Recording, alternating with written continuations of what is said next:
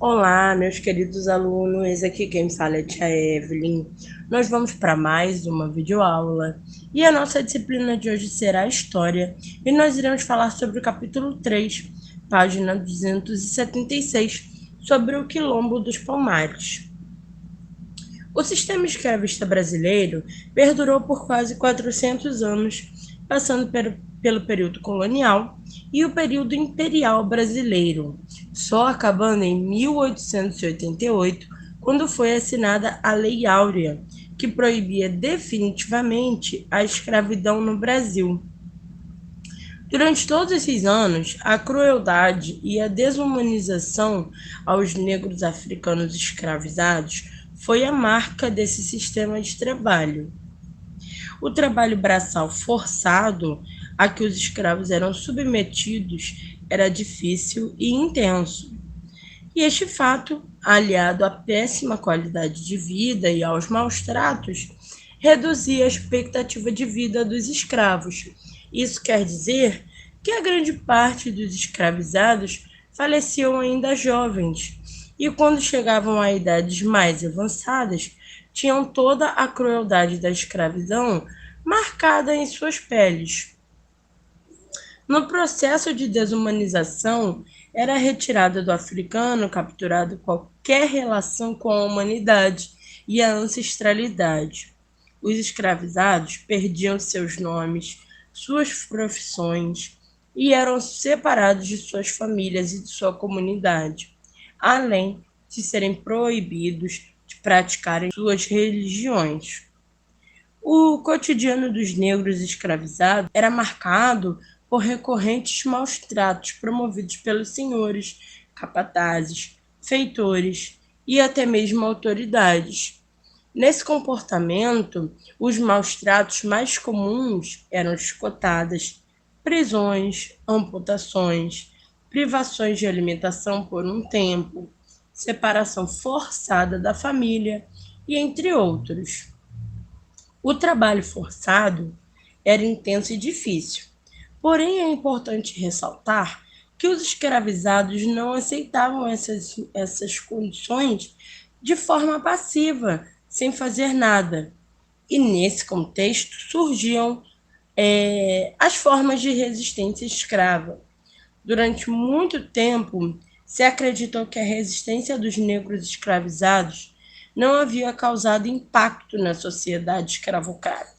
Mas com o passar do tempo, diversos estudos nos mostraram que o cotidiano do escravizado era mais complexo do que parecia.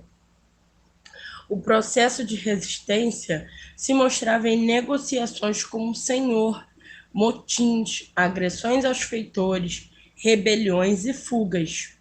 Nas palavras do historiador Flávio dos Santos Gomes, as sociedades escravistas conheceram várias formas de protestos, insurreições, rebeliões, assassinatos, fugas e morosidade na execução das tarefas se misturavam na intolerância dos senhores e a brutalidade dos feitores. Em relação às fugas, essas foram fundamentais para o surgimento do maior símbolo de resistência escrava, que eram os quilombos.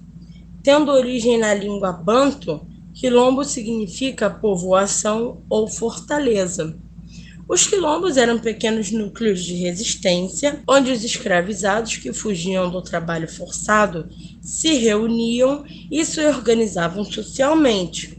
Existiram quilombos em todas as regiões, onde a mão de obra escrava era de africanos e afrodescendentes escravizados, como Pernambuco, Bahia, Minas Gerais, Maranhão, Rio de Janeiro, Rio Grande do Sul, entre outros. Os primeiros quilombos se formaram por meio de escravos que fugiram de engenhos de cana-de-açúcar no Nordeste. Um fator importante foi a invasão holandesa à capitania de Pernambuco, que acabou causando uma instabilidade, deixando o cenário ideal para a organização de fugas. Neste contexto, surgiu o principal refúgio de escravizados daquela região, que é o Quilombo dos Palmares. O Quilombo dos Palmares surgiu no final do século XVI, na Serra da Barriga, região localizada na fronteira de Alagoas e Pernambuco. A organização do Quilombo foi fruto de fugas de escravos das grandes fazendas açucareiras de Pernambuco. O refúgio teve seu auge no século XVII, quando chegou a ter cerca de 20 mil integrantes, entre negros, fugitivos, mestiços, indígenas e brancos pobres. Palmares possuía uma organização social consideravelmente complexa. No seu auge, o Quilombo dos Palmares era dividido em diversos mocambos, pequenas aldeias, onde os integrantes trabalhavam de forma comunitária. Sob a liderança de Ganga Zumba, os quilombolas de Palmares trabalhavam na produção de artesanato, que era com cerâmica e tecido, desenvolviam a agricultura, com milho, banana, laranja, mandioca e feijão, e se dedicavam à coleta de frutas, à caça e à pesca. A sobrevivência coletiva do quilombo se desenvolvia através da dinâmica de trocas. O que isso quer dizer? Que os quilombolas produziam para sua alimentação, mas também para comercializar com as populações vizinhas. O Quilombo dos Palmares também agia cobrando tributos de moradores de vilas e povoados vizinhos. A grandeza do quilombo e o que ele representava para a região deixava os grandes fazendeiros com receio, o que resultava em diversos ataques de capangas de senhores com o objetivo de pôr fim àquele quilombo. Durante todos os seus mais de 100 anos de existência, o Quilombo dos Palmares sofreu com diversas expedições que tinham a finalidade de destruí-lo. Depois de muitas investidas que não deram certo, e até mesmo o oferecimento do Tratado de Paz por parte das autoridades, o governador de Pernambuco decidiu solicitar ajuda aos bandeirantes.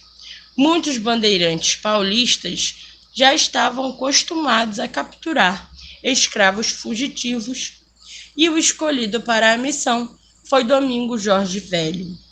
A expedição foi longa, uma vez que os bandeirantes encontravam muitas dificuldades na resistência quilombola, porém, depois de mais de um ano de guerra entre os quilombolas e os bandeirantes, em 20 de novembro de 1695, Domingos Jorge Velho conseguiu capturar o líder do quilombo, Zumbi, sobrinho de Ganga Zumba e então líder do quilombo.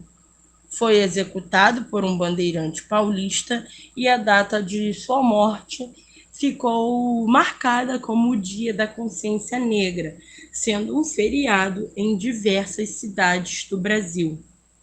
O Quilombo dos Palmares seguiu